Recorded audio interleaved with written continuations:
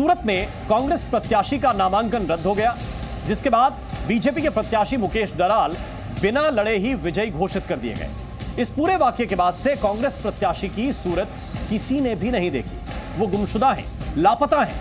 कांग्रेस परेशान है तो उनके चाहने वाले हैरान हैं। आखिर कहां हैं नीलेश कुंभानी?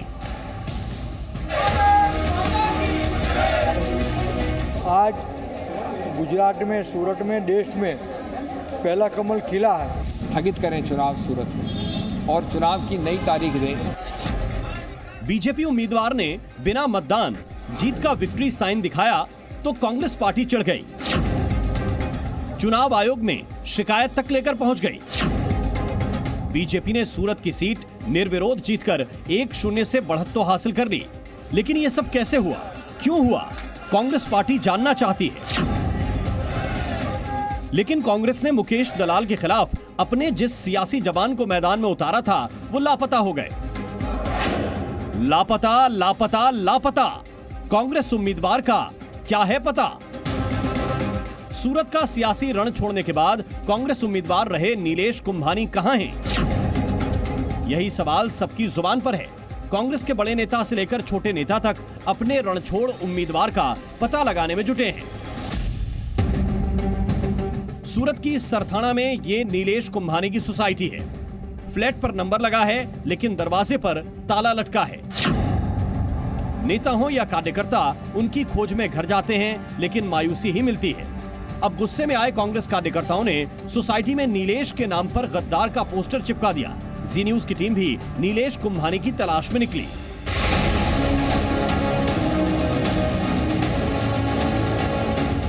सूरत लोकसभा के कांग्रेस के प्रत्याशी नीलेश कुंभानी का जिस तरह फॉर्म रद्द हुआ है, उसके बाद जी मीडिया की जो टीम है वो नीलेश कुंभानी का जो निवास स्थान है वहां पे आ चुकी है। आप देख सकते हो ये नीलेश कुंभानी का जो हाउस है वो यहाँ पे दिखाई दे रहा है। हम जो नीलेश कुंभानी और उनके जो परिवार है उनके साथ बातचीत करने का प्रयास कर रहे हैं। यहाँ पे हम लोग जो नीलेश कुंभानी का जो घर है उनका डोर बेल बजा रहे हैं और उनका संपर्क करने का प्रयास कर रहे हैं। कहीं ना कहीं जिस तरह नीलेश कुंभानी का फॉर्म रद्द बातल हुआ, उसके बाद जी मीडिया की टीम यहाँ पे आके पहुंची है। देखिए, एक बार तो मैंने डोरबेल बजाया लेकिन दरवाजा खुल नहीं रहा। दूसरी बार हम लोग ये जो डोरबेल है वो डोरबेल बजा रहे हैं कि कहीं ना कहीं वापस ये दरवाजा खुले। नीलेश कुंभानी के जो ठेकेदार थे उनका भी जो प्रशासन है वो प्रशासन के पास से विगत मांगी थी, वो लोग कहाँ पे रहते हैं वो, लेकिन प्रशासन ने वो विगत भी नहीं दी है। यहाँ पे कहीं ना कहीं कांग्रेस के खुद जो प्रत्याशी नीलेश कुंभानी ने सूरत पुलिस कमिश्नर को एक अर्जी दी थी कि उनके जो 4 ठेकेदार है वो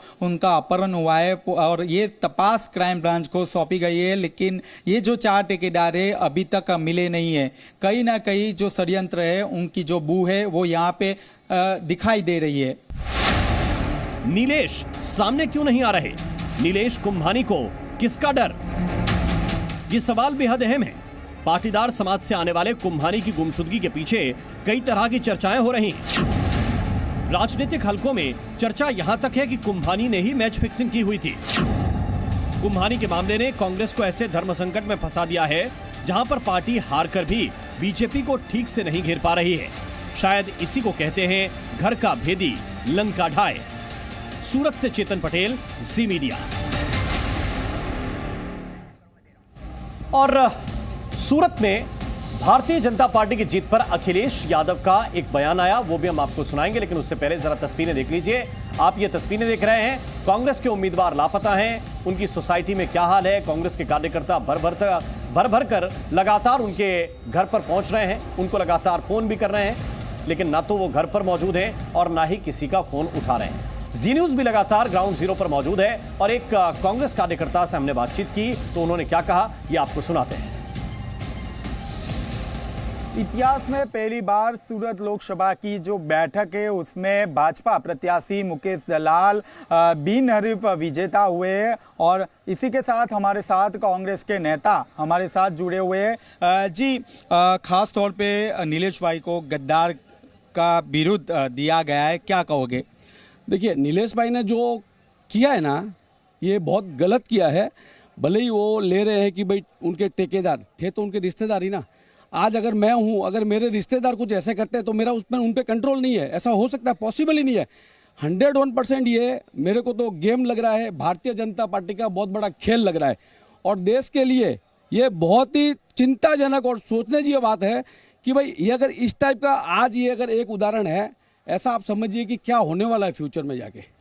और सूरत में बीजेपी की जीत पर अखिलेश यादव का बयान आया। उन्होंने कहा कि सूरत में जनता का अपमान किया गया है, सूरत में वोट ही नहीं डालने दिया गया, वोट डालने का अधिकार ही छीन लेगी बीजेपी। उन्होंने कहा यह भी संविधान की हत्या है, अखिलेश यादव कह रहे हैं। सूरत में नए सिरे से चुनाव कराने की मांग भी अखिलेश यादव ने की है।